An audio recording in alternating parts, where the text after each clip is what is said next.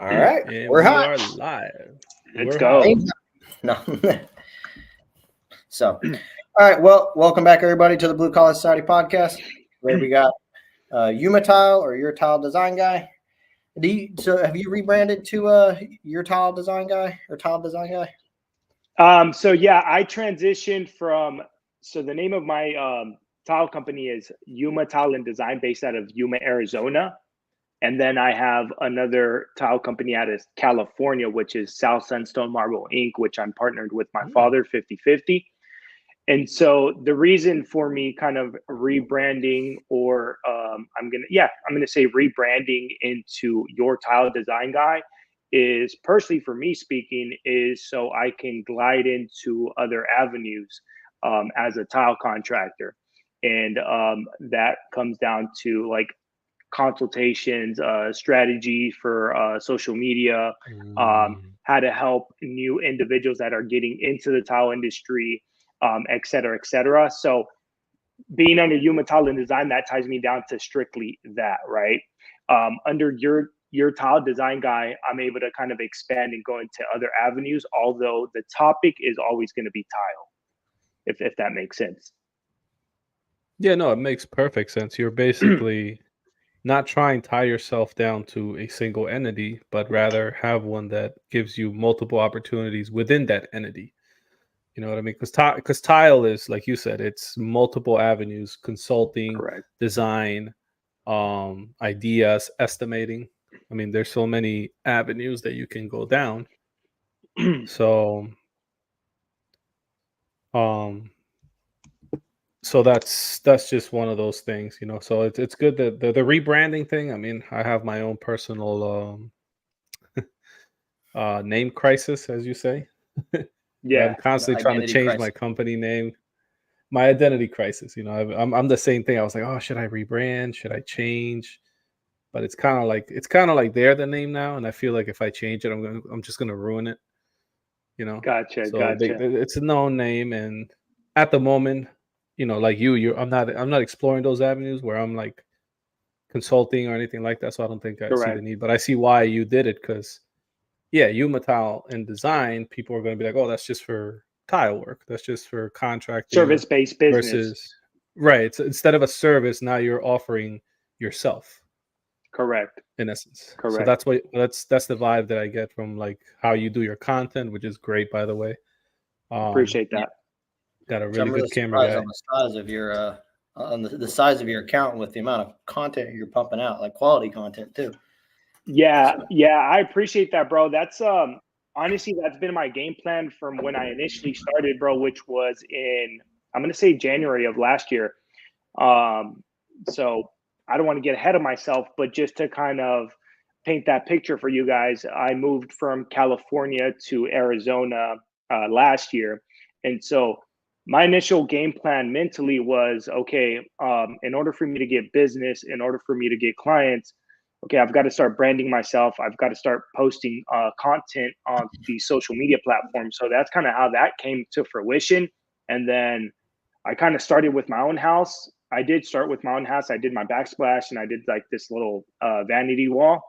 And then I started posting. And then after that, I kind of just took off. But mentally in my head, I was like, okay, I'm gonna go hard on this content stuff. And man, it's been working great for me.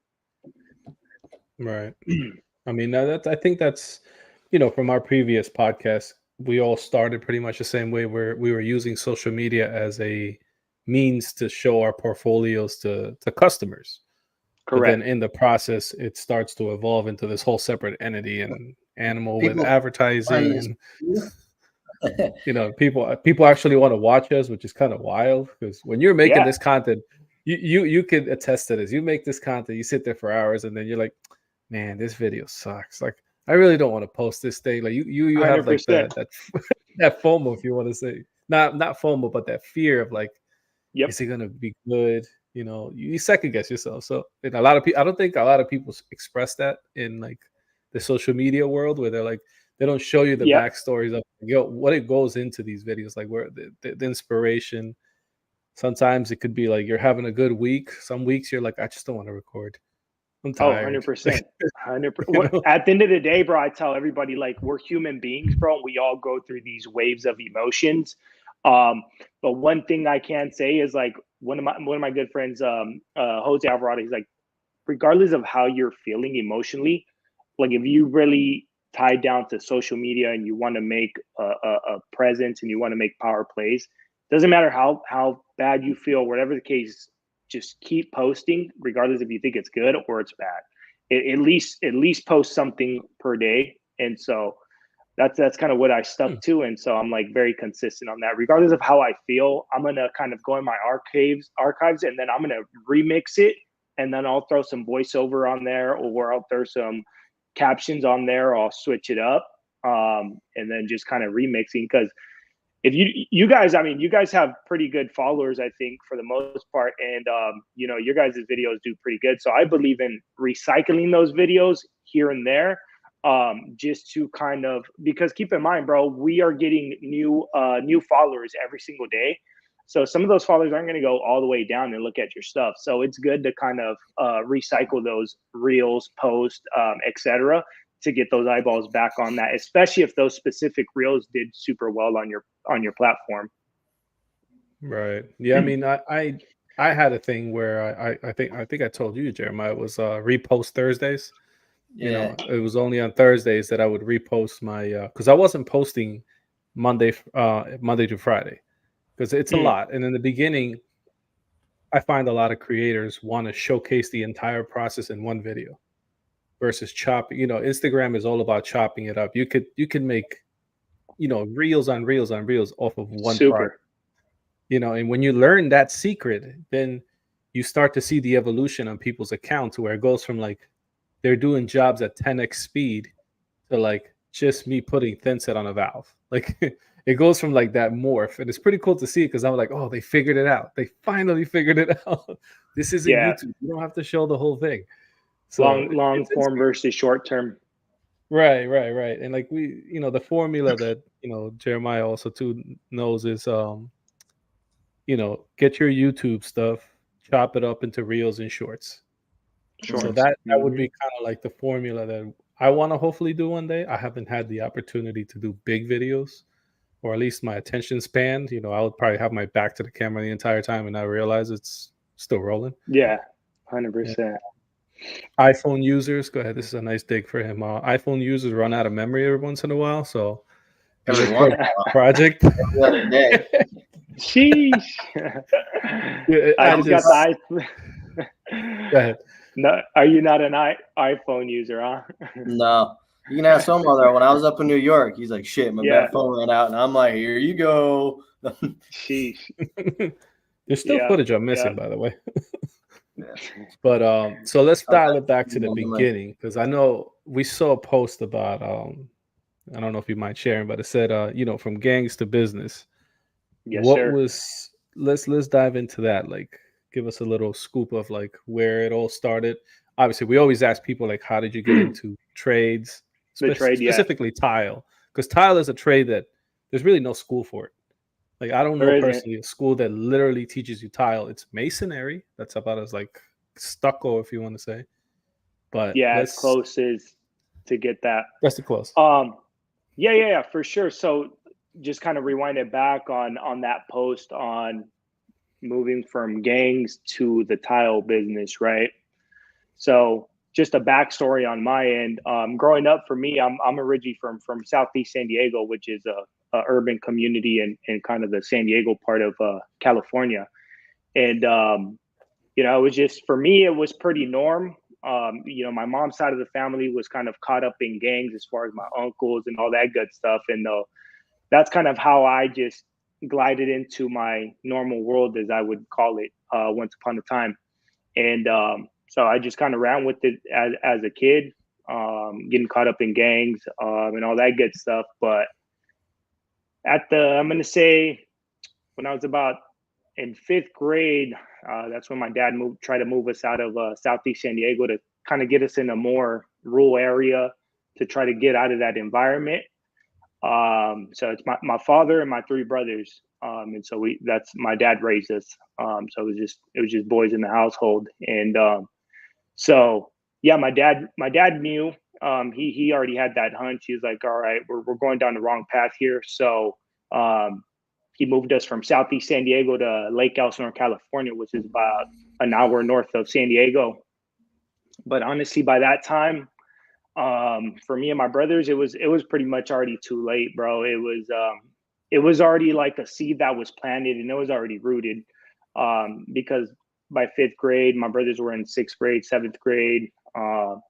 We're already caught up in the gang activity as far as the verbiage and what type of person you conduct yourself like when you're involved with that type of environment. So by the time we get to Lake Elsinore, it's pretty normal for us to get into school and pretty much say where we're from and what area we're from. So we're already at that point mentally, and obviously you attract what you throw out, and so that's what we attracted in Lake Elsinore too. So that was a whole realm of chaos as well. We were there for a few years, and then we moved to Moreno Valley, California, which is about another hour, I'm gonna say 45 minutes north of Lake Elsinore. My dad, same thing, bro. Tried to get us out of that environment because we got hung up back in that. Moved to Moreno Valley, same thing. But this time around, I was 16 years old at the time already, and by that time I was getting pretty involved in just real gang activities and shooting at other gang members and kind of going back and forth. And so by the age 16, I caught a case, and by that time I was 16 years old, and it was a pretty severe case I caught with my brother, and my brother ended up doing 15 years.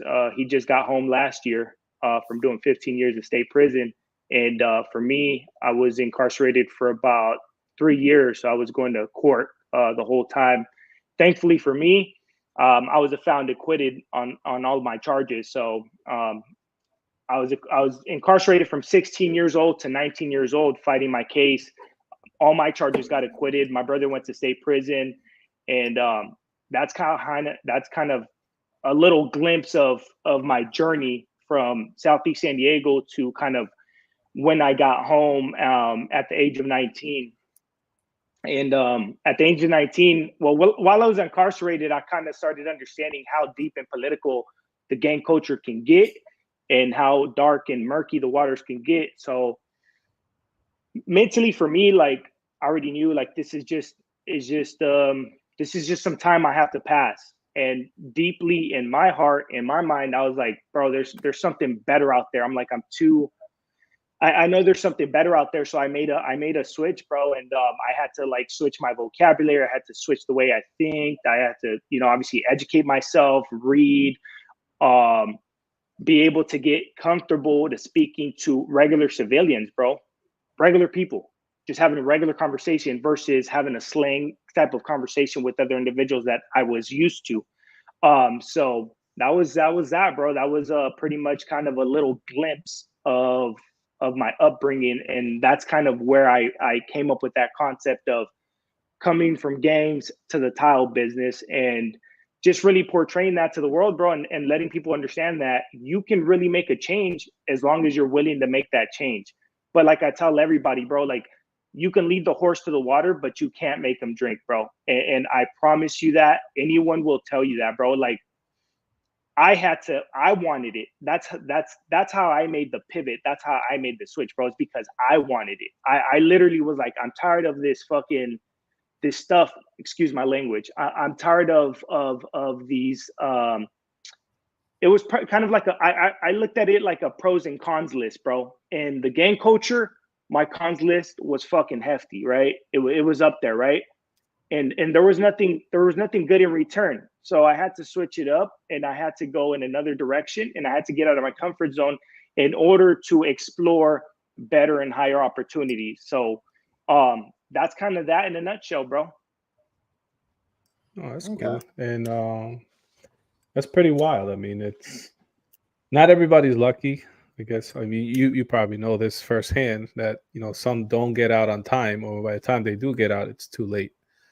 And 100%. spend the whole life in you spend your whole life in prison. I'm originally from South America, So Okay. you get to see all this. You get to live, and you get to do that choice. It's like, okay, I either take this road and go down it. We Mm-hmm. all know where that road leads to. Like, it's guaranteed. 100%. There's no retirement plan on this game.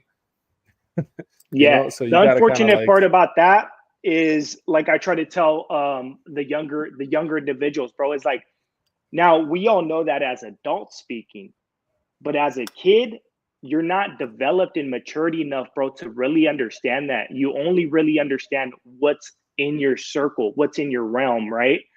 And that's mhm, when I talk to like kids, bro, and I see them, like going in that wrong direction, bro. I can vouch to that, bro. Like it's you showcasing them like there is other opportunities, because as a kid, as an individual, as a immature man or kid, you're not going to be able to see that, and like they're not going to understand the concept of it's a choice, because they're not looking at it from the outside looking in. They're inside, you know what I mean? They're kind of caught up in that world, and mm, it's not to validate that or give them excuses. um it's more so just kind of painting the picture for them, you know what I mean? right. Yeah, I mean, having that ability, I guess. Yeah, at a young age, you're not gonna be. I mean, Jeremiah is very young. Thankfully, he actually sees the world a little bit different than That's most beautiful. people his age. He's so it's I can see that because again, you're in that world and you think that's all you have and that's all you Correct. know, and you don't realize that you can get out. So that's I mean, that's hats off to you. You're able to get out. You were lucky. Yep. Case got dropped. So, but the other thing would be is how did that lead you to tile? Like, how did that come So about? yeah, so even in the midst of all that chaos, bro, and that upbringing, I mean, tile was pretty much like embedded in me, bro. And the reason I say that is because my dad started tiling. So I started going to work with him since I was like 10 years old, bro. So he's been in the tile game for a very, very long time. That's how I got introduced to the tile game. Like for me, I'm the youngest out of all my three brothers, but like the way I got so invested in like how it's so like deeply rooted in me, bro, is because my dad, like I used to watch him get up early, bro. Get up early, go grind out, get home late, try to make food for his four sons. Um, all that, bro. Like that's why it's when I make a connection to the tile game, bro, like it's really a heartfelt connection, bro, because I've seen it firsthand, like my dad in the field putting in the work, providing for his family. So that in itself was kind of like a validation for me to chase this tile game, right? But to answer your question, is I've pretty much been in the tile game, bro, since I was like 10 years old. Like I got photos of me putting in grout, bro, like as a kid cutting tile, bro. I remember my dad saying, hey, mijo, like I'll give you 25 cents to cut each tile. It was just straight cuts because obviously he wasn't gonna let me do no L cuts or nothing like that as a kid. But he said, bro, I'll give you 25 cents for each cut, bro. And I made some fat money that summer. You know what I mean? So yeah, bro. Like Yeah, I appreciate my dad like no other, bro. But he's the one and he's the reason, bro, that I'm in the tile business. You know what I mean? And why I'm trying to chase it so hard and like take it to a whole nother level to modernize it a bit more and leverage social media and implement these other platforms. Because obviously during his time, there was no such thing as social media, bro. It was word of mouth. yeah, And the crazy thing and is, bro, like, advertisement. advertisement, like, even when I used to roll around with him, we used to use the Thomas guide, bro. Like, I don't even know if you guys know what a Thomas guide is. So they used to have them at Home Depot, bro. It's pretty much GPS, but like on paper. And that's how we would get to our Yes, destination. We Thomas had guide. yes, MapQuest. What's yeah. that? No, You no, like Yeah, not yeah. Siri? halfway. So yeah, no, Where's like, it? you mean like so basically you have to Where's learn the what typewriter? what's wild is like it'll be like page 16, letter B match with letter 100%. A, and it's gonna Yes. put you in the neighborhood of where you're going. Now you have to figure out the roads to get there. So you'd be going through Facts. page this way, you're like, all right, I could take this road, and like, all right, this Yep. page I can take this because I used to deliver furniture. and Okay. this is before MapQuest, so we used to have the actual map. You know what I mean? Like you had to know how to read a map. Yeah. I mean, This guy doesn't compass, even know what that is. It's a compass. Yeah, bro. Smoke So signal. that was like, star yeah, maps. that was pretty much like my upbringing, bro. Is and I would go to work with my dad, bro. Like I was glued to my dad's hip, so that's how I really like learned a lot about the tile industry, bro. Because I would go with him. He'll vouch for me. Like I would go with him every single like time that I could. So that helped me out, and so yeah. But I really started going super hard. Like later on in life, obviously, because I was still, you know, at 10 years old, I wasn't doing too much, but then I got a little older, as I mentioned, and, you know, went through a couple of wrong avenues. And then now as an adult, obviously, now we're on the right path. So, yeah, now I'm just really trying to take it to other levels, bro, and offer different services personally, to this new audience. Yeah, I mean, social media is giving you that opportunity to be able to, you know, I mean, even this story in itself, it's something to showcase, you know, give because I'm sure we have people that watch us who might be in the same spot and watching this podcast, they might be like, you know what, he did it, I can do it, I can get out of this life, I 100%, can bro. change, you know, 100%. and like the whole podcast thing. It was literally an Instagram reel that we watched that made us decide to start a Mm, podcast. I mean, it was just it's almost like the word influencer, you know. I mean, that's I guess where it comes from. You are influencing people and hopefully you're doing it for the correct. right reasons. I know Correct. there's a monetary gain behind it for some, but from others it's like genuine like I just want to help people, you know. Correct. And that's great that you're doing it that way. So sharing your story and you know, offering different services other than just tile installation, you know. Correct. So yeah, that's the game plan, bro, is to like be a little more well-rounded and obviously explore other opportunities. Um, and the biggest thing with that, the topic to that, bro, is social media, bro. We are in a digital day and age, bro, that people have to understand that. And if you can leverage that to obviously create bigger opportunities for not only yourself but under other individuals that might not know what direction to go into, then bro, you're making some power plays. You know what I mean?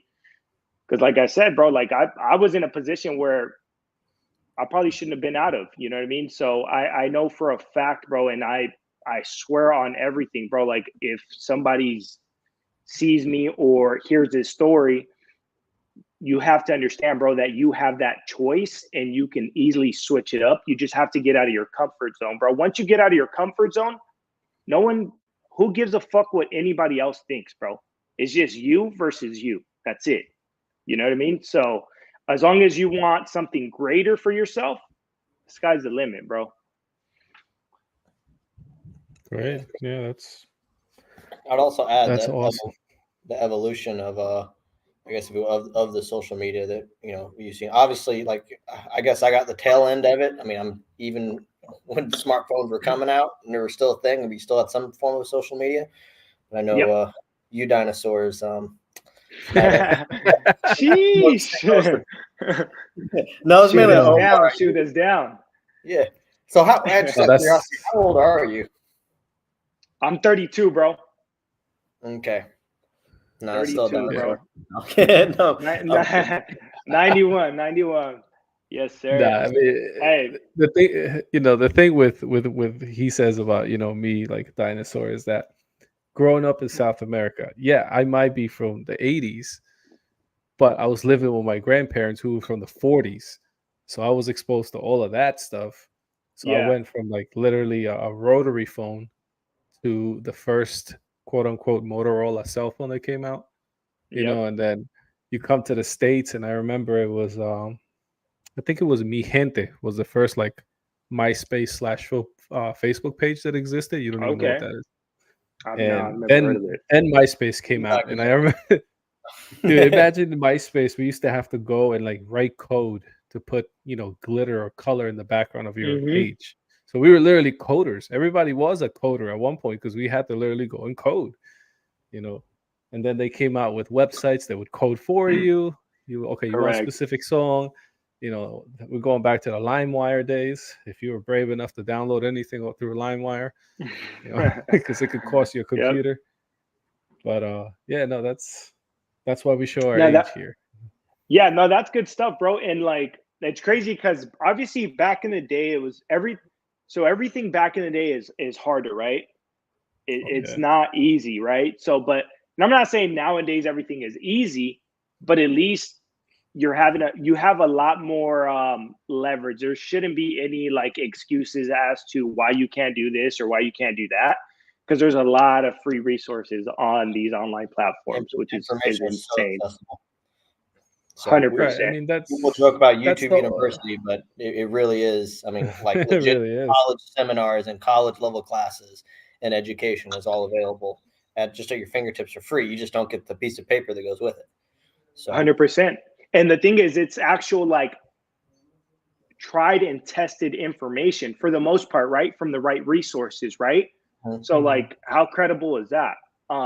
But it won't be super credible until you actually implement it and get dirty and all that good stuff. You know what I mean? Whatever information you do retain from these platforms and whatever route you're going to take. But yeah, Yeah, I mean, there's a I lot think, of resources out there.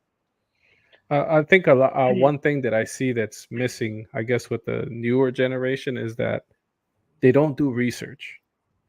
You know what I mean? Like you see something on the internet and they take it exactly what it is. Like they don't like question it. They don't like, oh, let me see if this is wrong.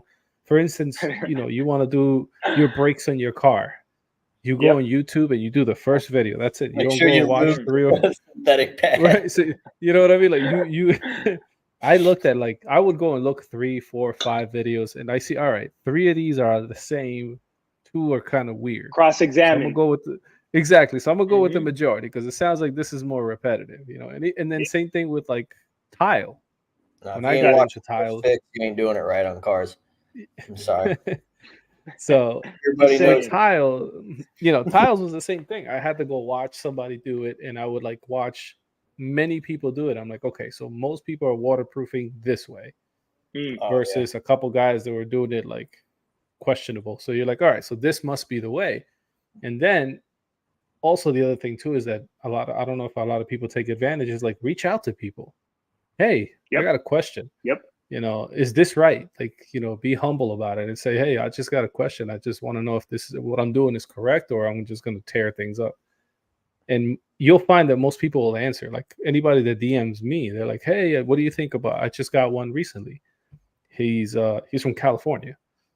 Okay. And he's getting like brown stains on the right corner of his shower. And I was like, are those pebble stones? He's like, yeah. I'm like, did you pitch it aggressively? Because they're not going to drain right if you do a regular pitch on that.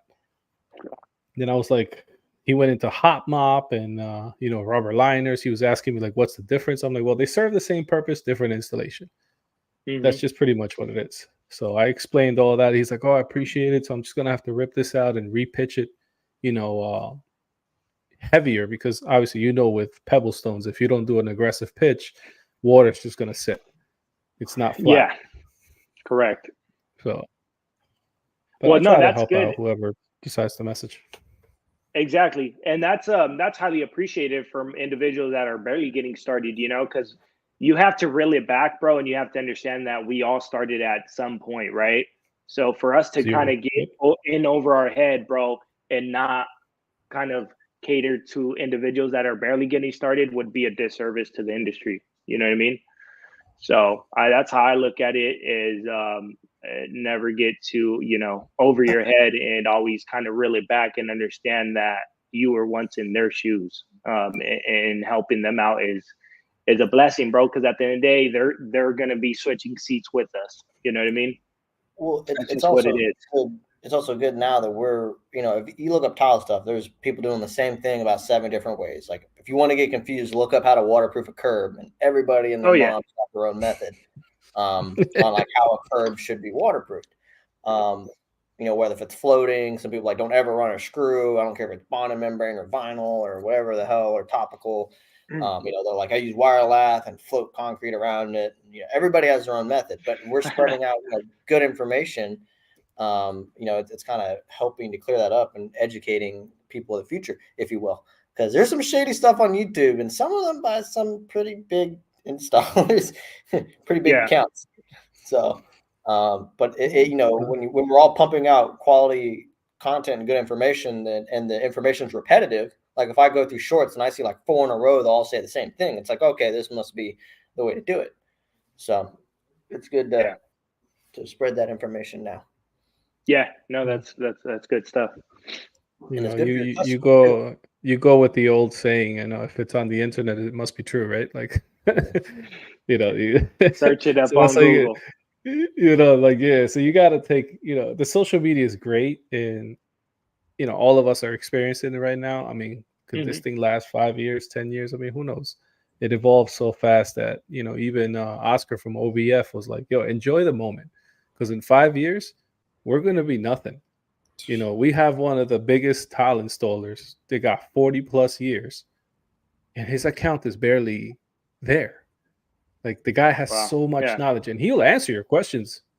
You can go to his page, and he literally does. Yeah, Sal de Blasi. So you go to Sal's page, you actually see videos. Like, you know what I mean? Like, you actually see installation videos, and I know for the majority, it's like not entertaining. So they're like, he's talking too much. There's no short clips. There's no hooks. But it's like for installers, that's good.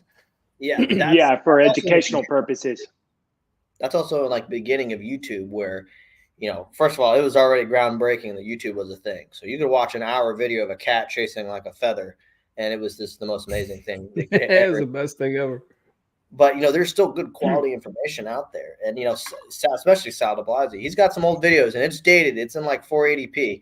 But, you know, the information is still crystal clear. So, yeah. And I mean, that's with social media, and like, I don't know if this is something that you do, but do you showcase the stuff that people don't see, like mistakes? You know, do you showcase the process, if you want to say? Like, sometimes we make mistakes. All of us are guilty of that. 100%. And I find that a lot of people hide that, and it's like, no, let them see the real situation. Like, I went, like, you know, he said, I went to Home Depot and bought a wax ring, and guess what? No bolts in it. Whoop-de-doo. Like, that happened, and people make it the like toilet down to the floor. That's what I did. No, I'm kidding. So, like, I also too find that like there's a wave right now of everybody, because they see social media, they see these videos, and they're like, I could be a contractor, I could do this, but they don't really show the other side of that coin, where it's like, correct, you know, 10% installation, 90% business. You know, reality, it really comes down to that. And when you show your mistakes, I also think that it makes the contract and the work to do less intimidating, right? Because, you know, if we just post everything goes right, we're like depicting this utopian situation that nothing ever goes wrong, or they don't see all the cussing under your breath behind the scenes and you're ready to strangle somebody. They just see the finished product. So it's good to show the mistakes, and it's good to show the process, and it's good to show how to fix it, right? You could show the problem, but if you just show the problem, it's just, you know, it's like, all right, well, this guy doesn't know what the hell he's doing. But if you show how to fix it, then, you know, someone later on, they know what to do.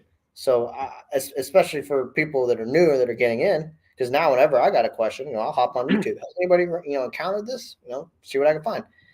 And especially for the people getting in, that's what I'm strongly in on that, because right now the stigma is breaking for blue collar work, and that's one of the podcasts. 100%. No longer the age of the dumb construction workers. We're actually sophisticated, and we're making more than some college graduates. No, I think that's definitely where the time that we're in is that. And so, yeah, like going back to like social media, and like that's one of my other big pushes too, bro, is like adding flavor to the tile industry, bro, because I know that's what kind of that's what's going to attract the next wave. You know what I mean? So like when I'm doing content, I'm thinking about that, right? Like, what is that other, maybe that young individual, like this is the type of stuff that's going to attract them to get into the trade.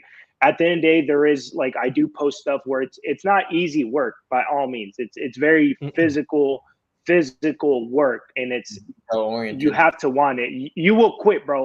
You will quit if you're gonna think it's easy, because it's really not. So it's and if you're running a business, right? So it's going to be the labor aspect, depending on if you're wearing all the hats, and then the business aspect of it. And then now we're implementing social media, right? Editing, trying to figure out scripts, hooks, etc.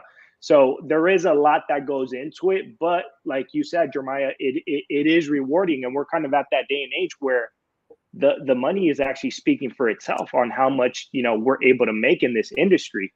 So yeah, my biggest push is like making sure that it's flavorful, you know what I mean, for the next individual. Because if you look at kind of the older stuff, it's kind of old, stale, and it's kind of like, I really don't want to do that, right? But I'm adding a little twist to it and wanting to make it a bit more flavorful, so people can point their vision, their eyes on this industry and be like, oh, that actually looks like fun. Damn, you can make this much money doing it. Oh, damn, you do some sick videos. Okay, you can leverage off your videos. You can do consultations and charge for your videos. Like, it's a whole list of other things that you can take this industry to. You know what I mean? Yeah, I also think it's worth noting that because of the availability of content, and there's no doubt that we make decent money off of this.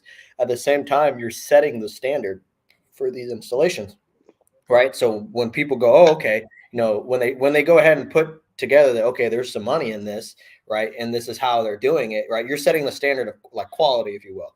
They're not just walking in, throwing drywall on a shower wall and tiling it with mastic and calling it a day, right? You're setting the standard of quality.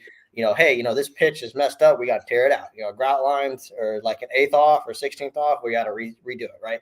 You're setting that standard, so people going into it, when they make that analysis that, okay, this is for me, I think I can do this, they're already going in with the expectation of, okay, if the grout line's off, I've got to plumb the walls. So for example, a lot of people don't plumb their walls. Like, okay, I've got to plumb the walls. That's important, and this is how I do it. Yep. So no, I like that. That's super valid, Jeremiah. Like, broadcasting the importance of quality, bro, because that right there is going to set you apart from any other individual that's half-stepping the construction industry. And not only that, that's going to put you in position for higher paying clients, good general contractors, interior designers. It's going to put you in that pool, bro, with high quality people. And that's where you want to be at in order to make good money, obviously, and obviously to stamp your name in the game. But not only that, obviously, is like you said, an individual that's coming into the industry, you want to make sure that that's the first thing they're looking at is quality. Let's iron that out. Let's not try to speed through this. Let's make sure the quality is right first, and then you'll catch speed down the line. But first and foremost, it's going to be the quality. And that's where the money's at. There's plenty of tile installers. I mean, I can argue all day. There's hundreds of tile installers in my area, but I got to constantly, advertise.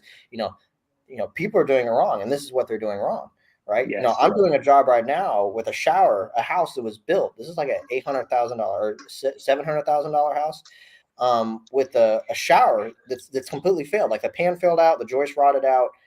They used a Curdy system. It'd be nice if they did it right, and then they used a vinyl liner, which they punctured a hole in. That's just, and without a doubt, the builder just got the cheapest guys in here. I mean, I could tell by the work that they got the cheapest guys in here. Bro, that's mind-boggling, bro. 7 years, man. Yeah. 7 years old. A shower should not be failing in 7 years. But the thing also too with social media that we all have to do this, and I'm actually going to start doing it, is like you said, pushing the idea. Like, listen, we can make great money. It's definitely something that can give you a decent future, but I want the new generation to understand, like, the amount of work that you're going to have to put into this. Yes. It's not like any other job. You can't just walk away from this. You can't just, you got to erase all those bad stigmas that we have. Looks good for my house. It'll be torn out in 5 years. All that you got to get rid of. I mean, you've seen me tear a bathroom that I just finished tiling because I was like, I just don't like it. This is not to my standards. I don't like the grout lines. I don't like this. Rip it out. So that, I think, is something too that has to be done, so that when people that are interested in it understand that this isn't just money. They see the dollar signs. They're like, oh yeah, just a few contracts and I'm set, But But Correct. yeah, you could do that, but the question is, how long are you going to last? If your quality is not 100%. there, 6 months later, you might just be out of business, and that's the old age question that we all get hit with every time is how much should I charge? Like it's killed Facebook groups. You know, Jeremiah was Yeah. part of that because he got asked that Not question on a bringing that live. up, man. It's It's great, dude. It was hilarious because like he knows how I felt about that, and we were doing a live video, and somebody was like, "Yo, how much do you charge to do this job?" And Jeremiah's like, "Yeah, I charge this much," and the guy left, I just charge left this the much. live. What? And then, but as soon as I said "but," I saw my view count go to 0. I'm like, "Oh, you motherfucker!" Well, He took the number hey, and ran. bro, but the thing with I just did pricing that is nice always, job. yeah, bro, pricing is always going to be a touchy subject. But from my personal opinion, bro, like my perspective on it is like, I look at it as if in the tile trade, right? We are all independent artists, bro. If you think about it, right? Because each one of us, bro, is gonna do.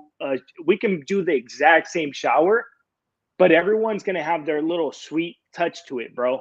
Mhm. Because at the end of the day, we're independent tile artists, bro. So for me personally speaking, when people talk numbers or all like, it's kind of hard to iron it out. You can probably get I guess, a rough idea for a standard shower enclosure. But at the end of the day, who's Well, going to be doing your shower? What type of experience do they bring? What type of quality do they bring? Like, there's a lot of factors that go into that. And I look at it like that. Like, it's not a bag of chips that's one price, Yeah, right? it's not a standard, Everyone's going to not a have, wall yeah, price. Well, correct. what I always ask, and I tell people too, it's like, listen, it's like my prices are a little bit higher. If you're looking to get it cheap and done, you need a production installer, somebody Mm-hmm. that's their job is to come in, knock in, out as fast as they can. Right? If Yeah, that works out for you, great. But I'm not a production installer. That's not how it works. yeah. I mean, that's Yes, that's sir. when I charge twice as you know, much, but it's going to last twice as long. So, but so it's like, that's yeah, that's the thing with that situation is a customer approaches you and they're like, okay, I need this bathroom done, and like that's where the whole process of trying to get to know them is like, okay, do you need just a bathroom to shower? Are you looking to have something that you want to be proud of? Do you want a custom bathroom versus a functional bathroom? Because you can put 3 plastic walls and make it a functional bathroom. You don't need tile, Correct. and that's another saying that went around social media was like, tile's not for everybody. You know what I It's mean? You not. don't have to Yeah. have tile. It's not a requirement. It's actually a luxury because it's Valid. painstaking. It's not an easy process from start to finish. It's dirty, it's hard, and if you don't have at least the basic knowledge of experience, you could mess it up real fast. And but that's the whole thing. Like, but the price thing for me was always like I always hit them back with like, what do you think you're worth? What's your skill level? Like, what do you have to bring to the table? If you can but do sit there with a hammer, break tiles, and make a mosaic for me, yeah, charge for that. Hell yeah. But Mm-hmm. if you can only do like simple, backsplashes, if you want to say, and then you want to go and do a bathroom and charge somebody an arm and a leg, then that's not aligned with what you're doing. So that's like 100%. prices. It's subjective. You kind of have to know your market, know what you're worth. Then we can go into the whole overhead, and it's such a big formula, but there's no one formula that fits all. Ballpark yeah, I figures agree. any day, but because you put it online. Anytime we've ever asked that, how much is the shower? It could go from like 800 yeah. bucks to like $50,000. It's such a wide range. Yeah. $500, I don't know, but some people have said that. Yes. Sheesh. Yeah. Yeah. Yeah. I mean, then there's a lot of factors, like you said, that in are you an independent owner operator, right? Or do you Mhm. have overhead? How many employees do you have? Workers' comp, general liability. So there's too many gray areas to dictate exactly how much you're going to charge, especially with location, et cetera, et cetera. But at the end of the day, I think I try to simplify it and say, well, you are independent artists. What do you bring to the table as far as experience, and what type of quality and what type of resume do you have? Do you have referrals? Can I talk to some of your ex clients? Can I walk some of your ex clients' homes and go from there? So I've been vocal with some of my clients out of Yuma, Arizona, and like if I've done projects, I'm very vocal because I have some pretty good, cool clients that would say, yeah, you can always showcase the work that you did here. So that's a stamp in itself, bro. Not everybody will do that. I'm not afraid to show off the type of work that I've done physically, bro, because physically when you're there is completely different, bro, from watching a video online, right? Anybody can finesse it, make it look pretty. Angles. 100%, bro. So, but being there in person, bar none, bro. That's like as valid as it's gonna get. Yeah. Right. Now with your social media, do you you obviously you have a camera guy, right? You have like a whole, or you do it all yourself? No, so I initially started by myself. It was just with my iPhone, bro. I literally started by myself, and then I started implementing the camera crew out of Yuma, Arizona. Drew, Chris, and then Brian. So they're a team, Drew Rick Film. And so I started I connected with him when I was barely getting started. So what I do, I integrate kind of my natural stuff that I shoot, and then I'll put some of the stuff that he shoots because he's not always able to be with me. So during those times, I'm still shooting off my iPhone and trying to get good content out there. So to answer your question, I mix it up a little bit of both. Right. His phone he has now, so dude. I mean, it's a DSLR. Yeah, like the wild part is how most of social media that we see comes from an iPhone. You know what I mean? It comes from a regular Android look phone. At that iPhone you go. Comes from an iPhone. Yeah, not a smartphone. Comes from an iPhone, or if you're poor, it comes from a Samsung. But it is what it is. Yeah, I mean, look, bro, and it's like I know some people are gonna say, well, like good quality cameras, et cetera, but honestly, bro, if you're barely starting off, bro, take it back to the basics, bro. Start with your phone.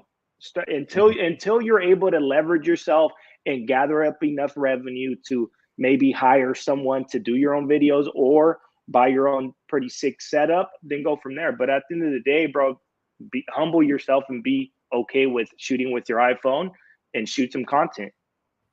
Simple as that. The information's still good. The audio doesn't have to be in 4K. The audio isn't in 4K. The audio is still clear. So yep. At the end of the day, as long as you can visualize and see what you're looking at, it doesn't matter if it's it's the crispest thing in the world. That's something you can focus on later. Yeah, I mean that's another thing I see with social media, that a lot of guys are starting. They don't take it to the basics. They want to go straight to the top. They want the best tool. They want the the loaded trucks. They want the fanciest, flashiest, everything. Where it's like, our logos were done in like paint. Like it was like the cheapest. Just get it out there, get our names out there. Start recording. Exactly. Like my first video still has 200 views, I think. My very first video. And it was just me cutting a line in the ceiling because I didn't know what the hell I was doing. I was like, oh, let's just shoot this video, see what happens. You got to start somewhere, bro, and then it's still there, and I leave it there because when guys reach out to me, they're like, "Oh man, you do great, you're killing it." They're like, "Yo, how did you do it?" I'm like, "Go look at that first video, you'll know." Time. It starts there. It's just time. It's a numbers game. Oh god, it's bad, dude. It's bad. It was bad. Like the music didn't sync. There was no like plot twist. It was just me cutting the ceiling. 10x. Hey, bro, but yeah, like, bro, it's crazy because even like with all the videos and stuff, I look at it like what are my like children and the ones behind me, like how is this gonna help them, in the future, right? Like, keep in mind, bro, all our stuff's on social media, so like people are gonna be able to kind of track back and look like, damn, my pops, my dad, my uncle, etc., was doing this, and that during his time, right? So like it gets pretty deep, and it's kind of a bigger picture. But that's kind of another cool thing that I look at is like, what are my kids going to be, saying or thinking when I'm shooting these videos, right? How is that going to help them in whichever career move they want to make, right? But I know those are going to be impactful, kind of setting the standard and being a role model for your kids. Yes, 100%. Your digital, what do you call that? Your digital footprint, because that's eventually going to become a thing, you know, where it's like there will be a database for every one of us. Credit We score. don't have to Your exactly. What's your Reddit score? Yeah. What's your social score? God, I hope you don't Sheesh. ever go down that road. But but yeah, Remember, no, the just pull up social those media COD part, like lobbies from you know, you're 09. doing your social is doing great. I mean, and again, like you said, you just it's a numbers game. You know, the accounts will blow up when they need to. Some people buy their Correct. followers. It just that is what it is. It is part of the game too. I mean, there are some, you know, even you told me, Jeremiah, that some people will build an account, get the followers there, then delete everything and sell that account to somebody. Yeah, So now just you got delete to all follow, the content, resell them. which is, But no, but you know, when it's they're not. smart, what they'll do is they'll like follow my backup account, my alt account. And this is very particular with a certain industry. I'm not going to say what industry, but you know what I'm talking about. They'll like follow my backup account, and then the original account will just gone, and they resell it. And they don't. I mean, they some of them, from what I've heard, these accounts, Instagram accounts, can go for like $1,000, a couple $1,000 sometimes, depending on the size, or even a couple hundred. So it's just it's crazy to think that people are flipping accounts. People are paying this Accounts, kind of yeah. money for accounts. But that's Makes sense. interesting, I bro, mean, because what type of benefit does that give you as a consumer, as a buyer? Like I guess it depends on what industry you're in, but it's like mm, for me personally, for what I'm doing, that wouldn't do any good because I want to build an organic fan base. I want to, you know, I want my followers to follow me for who I am, for what I'm broadcasting, right?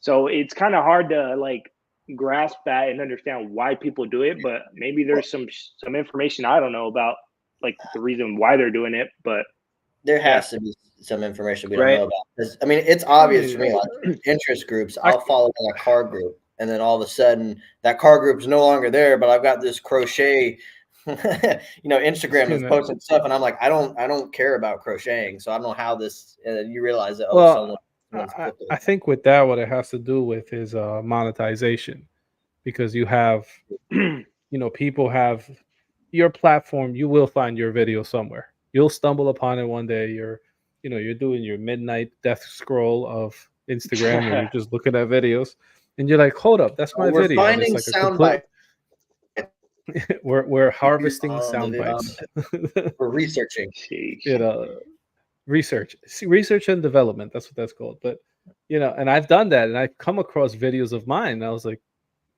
and this is a completely different page. So I can see how that growing an account and then selling it for someone who just wants to monetize it. Because once you have the following, as long as it's there and some people click on it, I guess the monetization will work to their benefit. But for what we do, I think it'll take away the validation of it. You know what I mean? Like it wouldn't be a legit account. You wouldn't even take it serious. It's like, oh, this guy came out of nowhere. He's got, 40, 50K, barely posts. Like, where did that come from? You know what I mean? Yeah.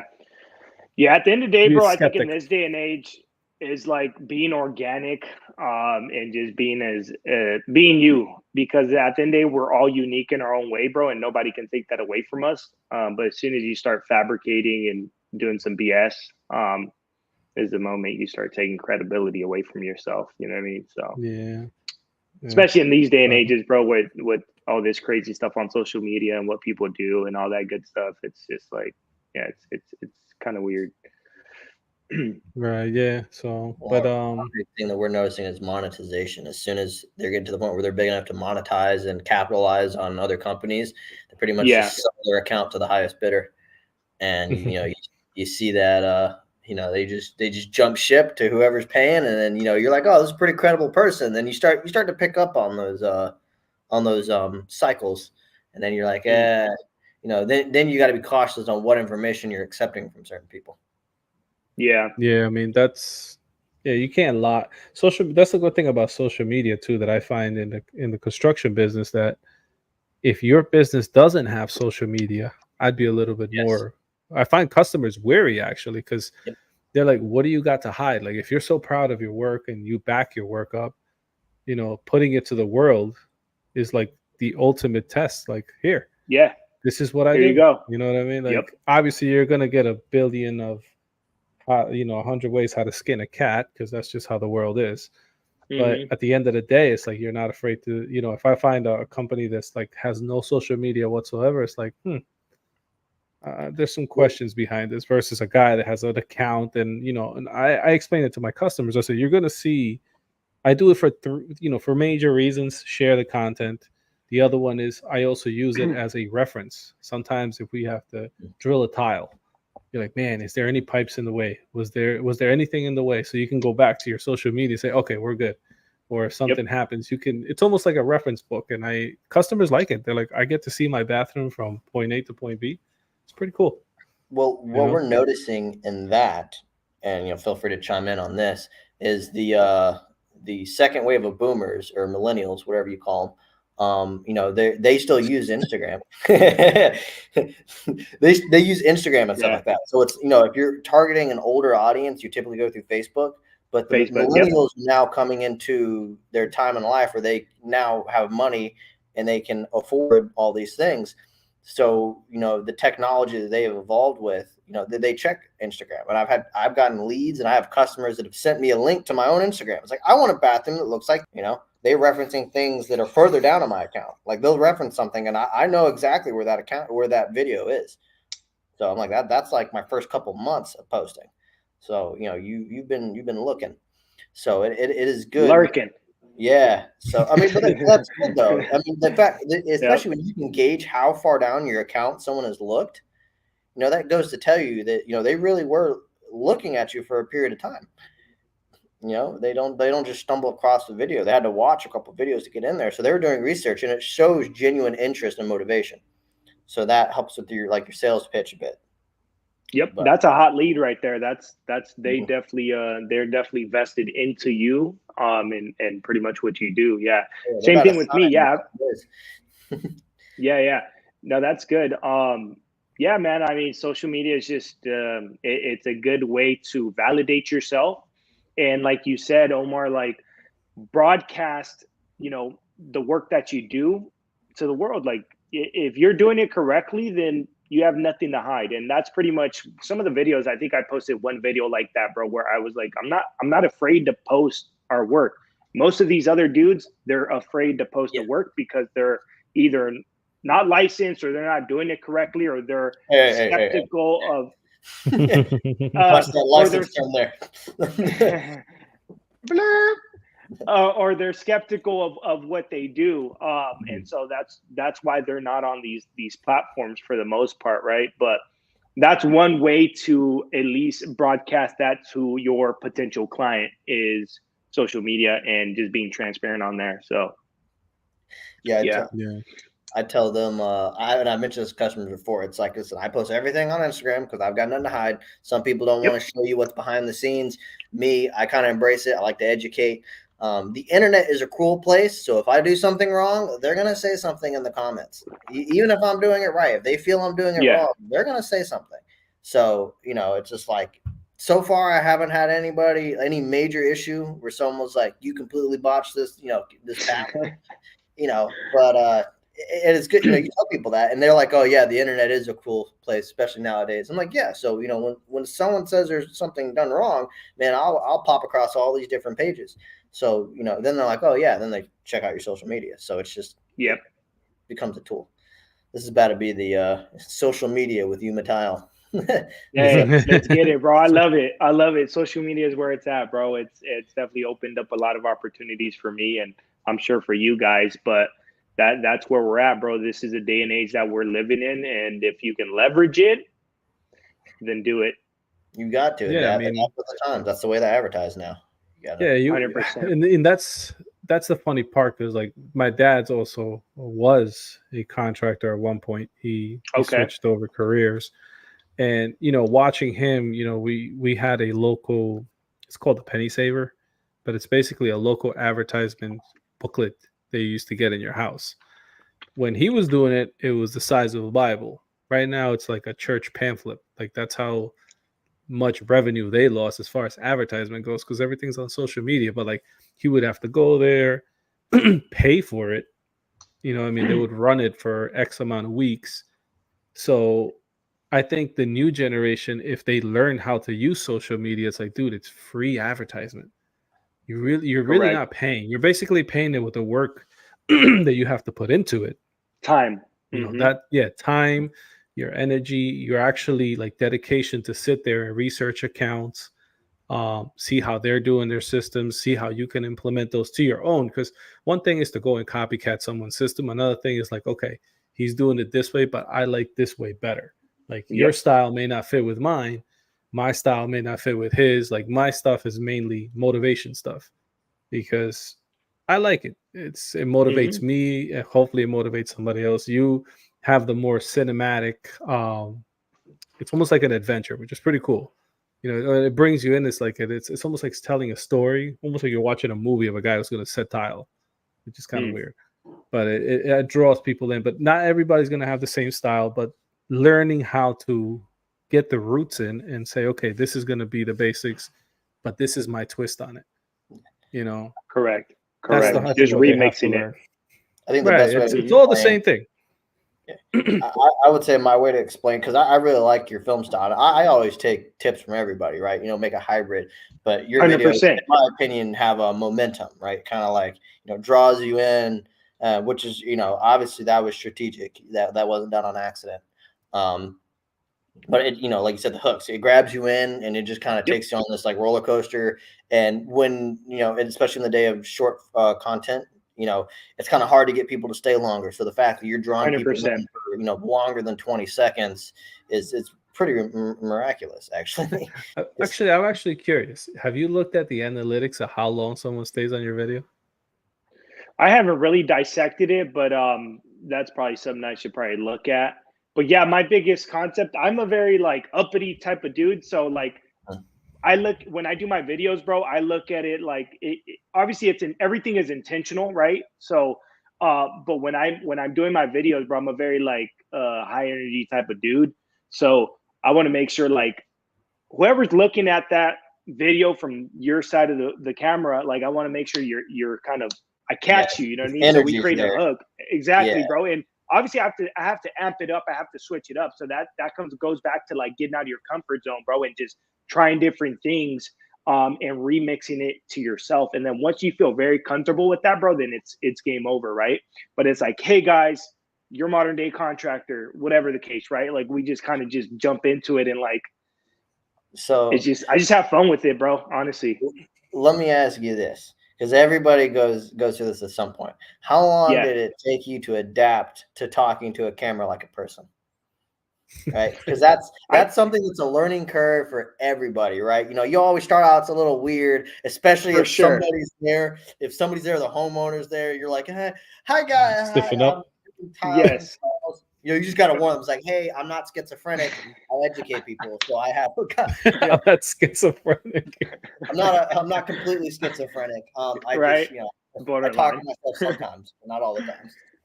Yeah, So no, how long that's a did valid question, bro. And I think we're always gonna have that because I still struggle with that to this day, right? Like I was shooting content today with my buddy, your Jose Alvarado, bro, and I was butchering a bunch of it, but even when people were there, so you'll have your days. I'm gonna say that you'll have your days, bro, where you're just sharpshooting stuff, right? And you're just sniper, like you're on it.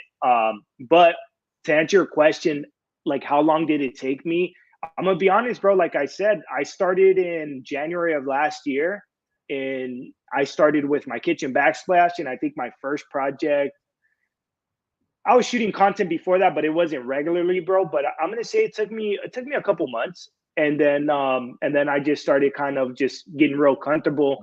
And at the end of the day, I think you'll start getting more comfortable because at the end of the day, you know what you're doing as a tradesman. So once you kind of plant that seed in your head, you're like, I know what I'm doing. Okay, now I just have to export that out mentally and broadcast it verbally so that the audience can understand what I'm doing. So once you plant that seed mentally, then you'll be like, okay, like slow down, because I mean you have to have like little pep talks with yourself too, bro. Yeah. And I mean that I do, bro. I'm not gonna lie. Like I'm like, all right, Yeah, slow we all down. do. Yeah, bro. Like I'll grade myself. Like today, I was grading myself. Like, yeah, you fucking sound stupid. Like it was. I was butchering a bunch of my stuff, right? And I was like, I didn't like it, bro. Let's reshoot. Because I didn't feel the energy. And I want to Yeah. make sure anybody that's watching my stuff, bro, like they feel it, like it's uppity, let's go, Right. But That is what you give out in all mentally the grading social. yourself. Now, would you say Yeah, no, that's that's improved your like talking with people? Like I'm an outgoing person. I have no problem just walking up to somebody that I don't know and just shooting the shit with them. Yeah. But I would say, like, as far as from the work perspective, to talk with the customer, you're like, oh yeah, we do this, this, and this. You kind of got like that show, that we call that show personality. So for me, showmanship. it's kind of like not that I had a problem speaking with customers before, but it's kind of like made me a little more fluent and Yes. fluid with that. So would you say it's improved your speech ability, if you will? Yeah, that definitely correlated over into obviously talking to clients and interior designers, general contractors. But I'm gonna say this, bro. What really, really helped me is being in the medical field. And I know this is from left field, but I was in the medical field for about 8 years. So speaking to doctors, patients, being in the front desk, like that, right? That's where I picked up a lot of the professionalism and how I'm able to talk and all that stuff. So I think I already had that seed planted, but then I just kind of revised it into more of like a influencer type of approach. You know what I mean? Yeah. But yeah, to answer your question, that definitely helps out for sure. Now, okay, so medical field. Yep. What exactly? So I was a What medical exactly? assistant I was a medical assistant for about 8 years, and I worked for head and neck surgery out of Kaiser Permanente in California, where we would do like skin cancer removal, and I would assist the doctors in minor surgeries and suture removals, setting up surgical trays, working in the front office, giving out shots, taking out blood work, a lot of fun stuff. Honestly, it was a good time. I learned a lot there.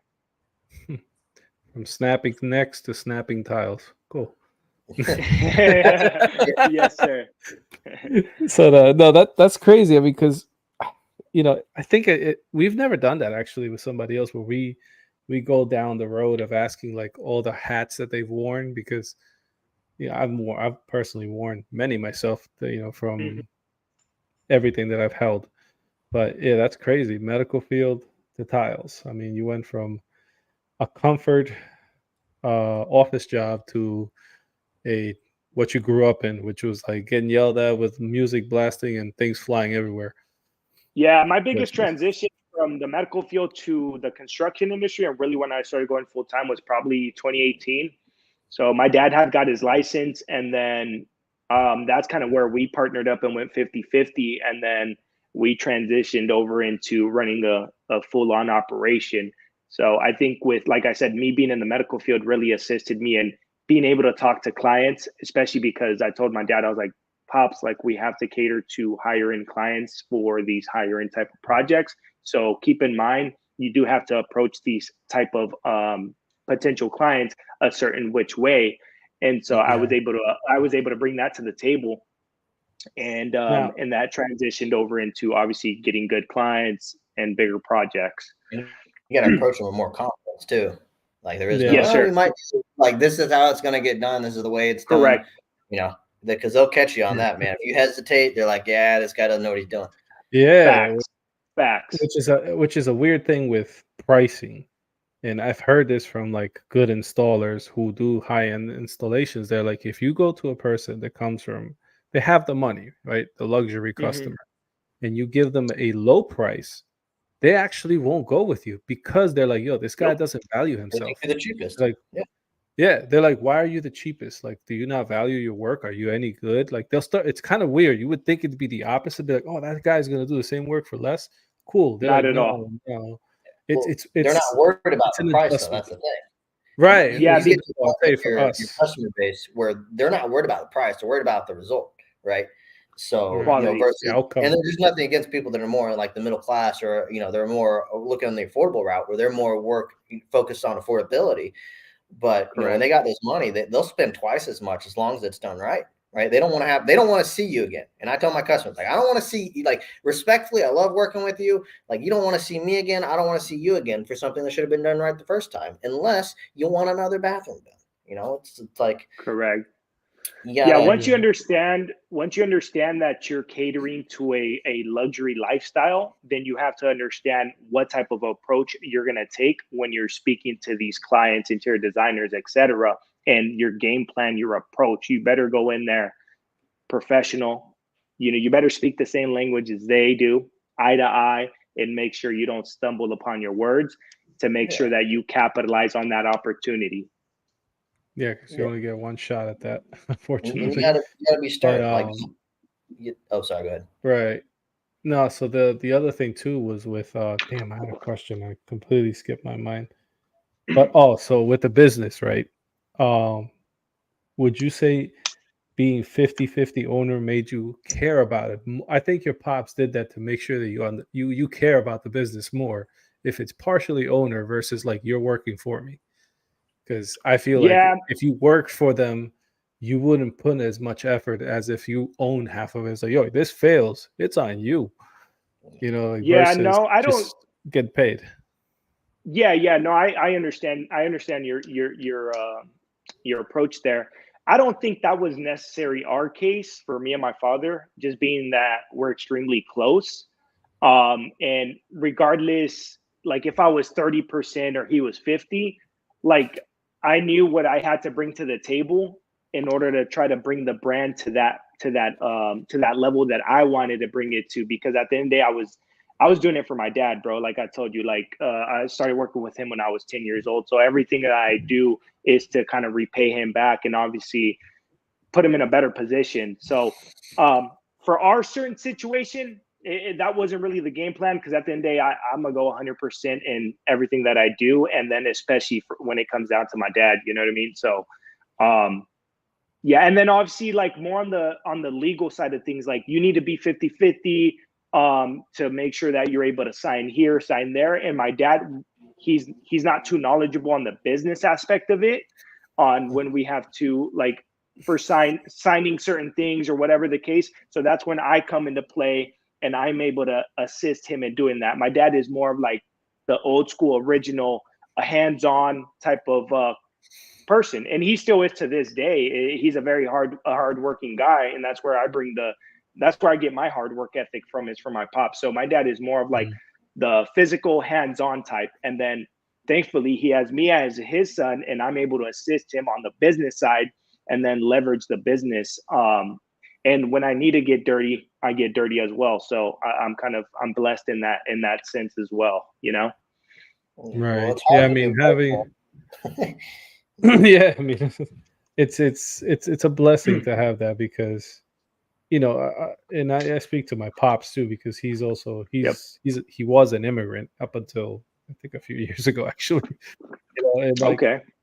he was a survivor, and I can see where that comes from, where it's like, yo, I got kids to feed, I don't have time Yes, to sir.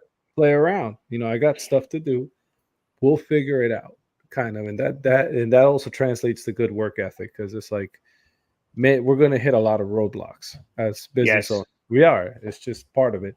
But I having that bet. toughness where you're like, I'm going to find a way.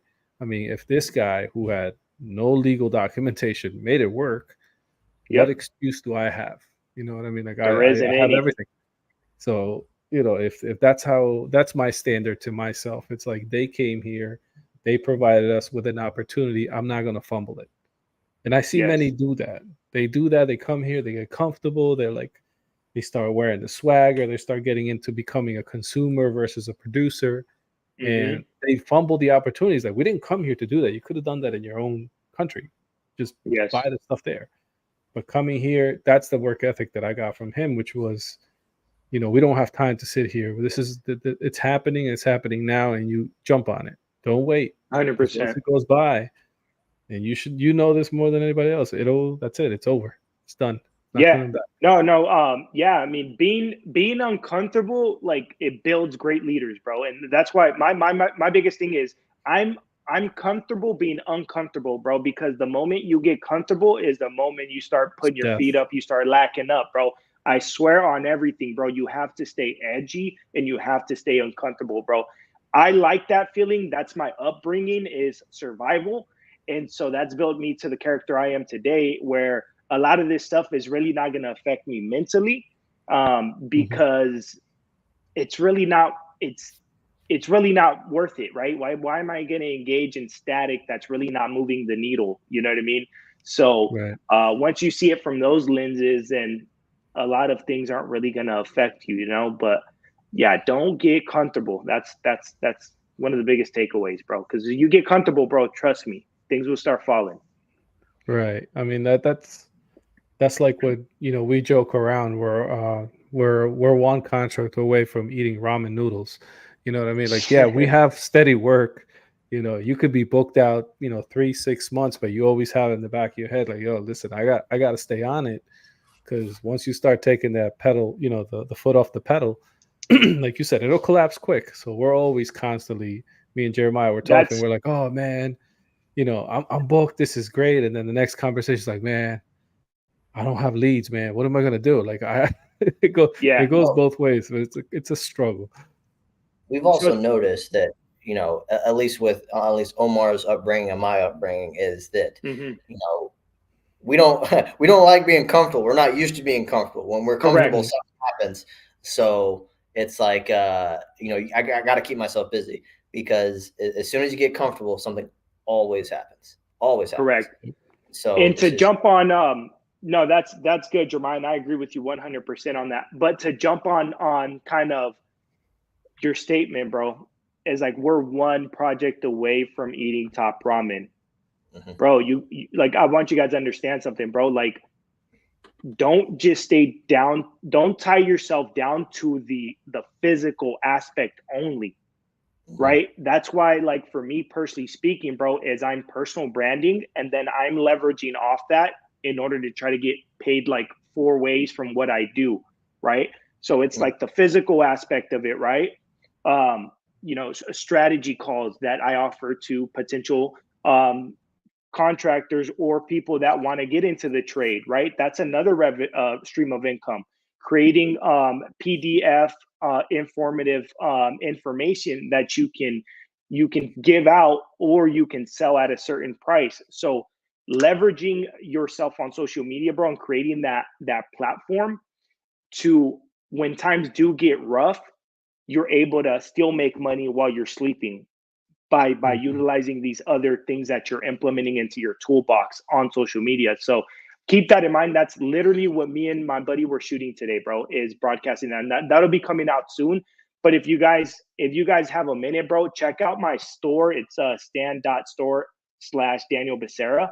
You'll see some of the services that I offer for consultations, strategy, content creation.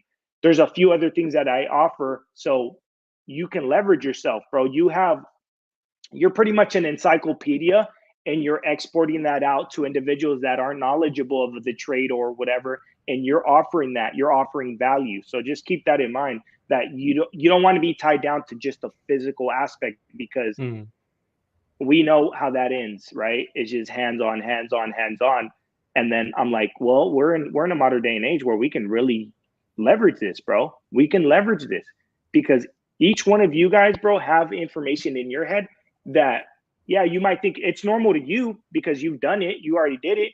But guess what? If you export that out and you give that information to not give it, but you obviously you order it nice and neat on your store, and you sell it, or you do a membership, or et cetera, whatever that may be, then other people are going to reap the benefits from that, bro, because that's information for them that they did not know, and they're closer to their destination, depending on what they want to do in the trade, Yeah, and how many times have we taken, when people reach out for information, we give them information the way that we wish we got information, right?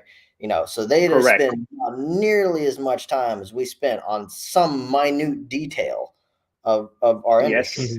So, you've got that aspect of it, and that's crucial. I mean, I have someone that he comes to me and he's like, I'm going to break this down the way I wish someone would break it down to me, right? Okay, so I got good information, I can move forward. I still run into my own issues, right?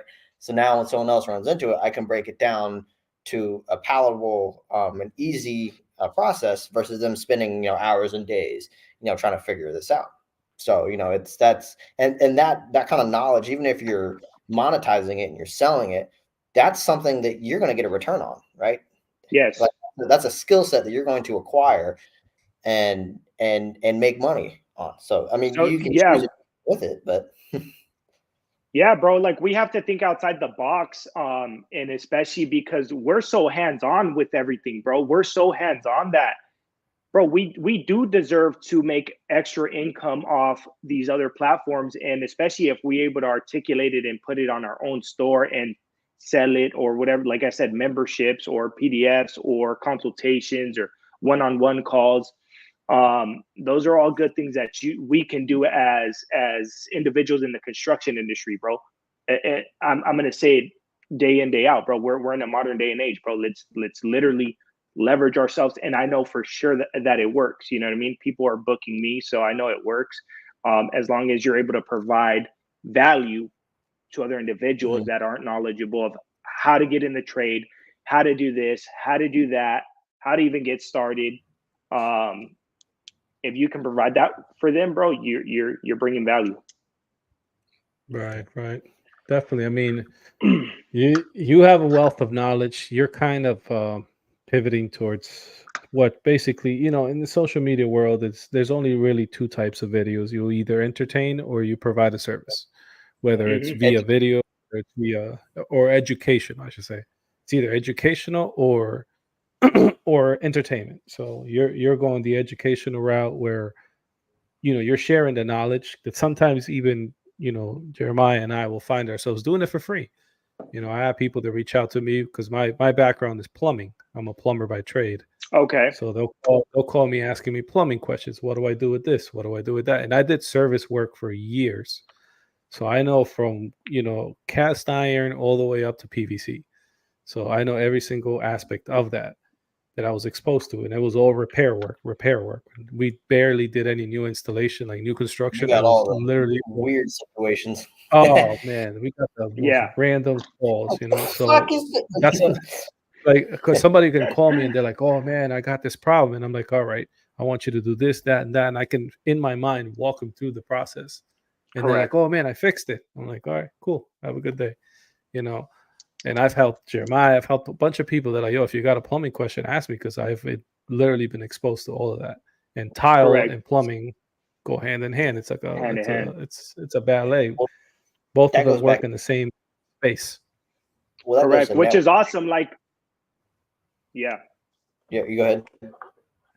Yeah. No. I said, which is awesome. Like, obviously, we want to be humble enough to provide, free information to individuals when that time does come, right? But we also have to be intentional with our time and the way we structure ourselves as a business, as a personal brand, etc. And so that's when you start implementing the one-on-one consultations for a certain fee. You start, doing PDF files, etc.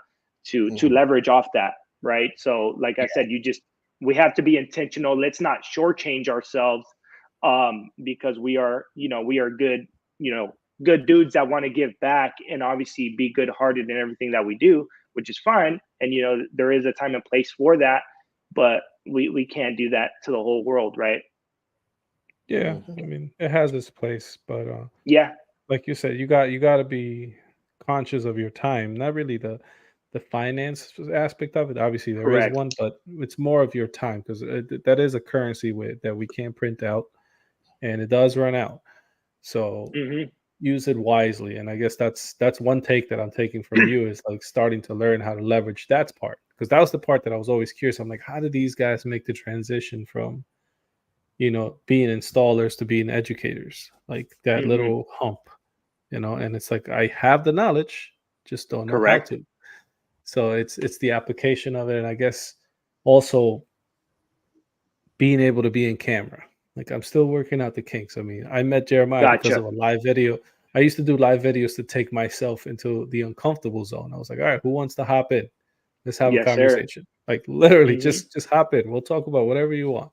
I just needed somebody to break me out of the uncomfortness of being on camera. That's amazing. That's So, amazing. And that has so turned into it's business ventures and potentially and that future has ones. turned into a bit, Amazing. yeah, potential of future business, a few business futures out of a one live stream, essentially, you know. Yeah. And I'm always I mean, inviting people. I'm like, ask me whatever. It's free advertisement. Ask me a That question. man's got 40 hours of drive time out of me to go up there for a month. That's 9 to 10 hours both ways twice, and potentially a third time. So it's amazing to think that, going from total strangers to, like he's evolved my business. I've evolved his business. Now we've done that collectively. I can call him anytime. He can call me anytime. Just anybody in our community, I can call anytime. Like, I got a question, whether it's business, installation, or legal, right? Or like, how do you do? So it's nice to have that. That's the beautiful thing, bro. No, you're good. That's the beautiful thing of like social media and connecting, bro. Like, the crazy thing is, look, we're in the same room here, which is insane. Different parts of the world, like, or country, right? Like, it's crazy. But we're able to connect based off networking and social media. And it's a beautiful thing, bro. It's literally, it's great. I mean, I've met a lot of cool people, bro, in such a short amount of time, and it's a blessing. Right. Well, but we are kind of, I would say, we are kind of running out of time now, because we're try, pushing it. It's always been the case, man. One day we'll land the 45-minute podcast. One day. It's always like an hour and a half. Yeah. But definitely, to close things out, share with everybody your handles where people can reach out to you, find all your information. So please share that with us. No, first and foremost, I appreciate you guys, Omar, Jemiah, for having me on the platform. It's an honor. So thank you guys for that.